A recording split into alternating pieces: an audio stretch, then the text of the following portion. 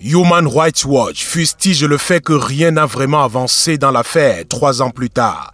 L'organisation de défense des droits humains affirme que cette lenteur remarquable et persistante suscite de graves préoccupations concernant la capacité du système judiciaire militaire à réellement rendre justice. En effet, dès l'ouverture du procès, le 17 décembre 2020, soit plus de 9 mois après le massacre devant le tribunal militaire de Yaoundé, les proches des victimes avaient cru à une avancée bienvenue et un cas d'exemple de nature à briser le cycle perpétuel de l'impunité au Cameroun. Mais depuis lors, peu d'audiences ont été accomplies aux grandes dames des familles, des victimes et de leurs avocats qui souhaitent tous voir les choses évoluer. Cette lenteur dans la procédure viole les dispositions du pacte international relatif aux droits civils et politiques.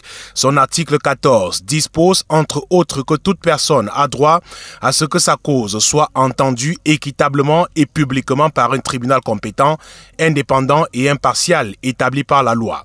Le même texte rappelle que toute personne accusée d'une infraction pénale a droit en pleine égalité, au moins aux garanties d'être jugée sans retard excessif.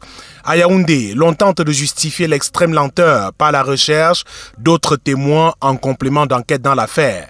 Le porte-parole du collectif des avocats des victimes déplore également le fait que les présumés coupables que l'enquête diligentée par la présidence de la République avait identifiés comme étant ceux ayant participé activement dans ce massacre comparaissent libres pour une affaire pénale de crime perpétré.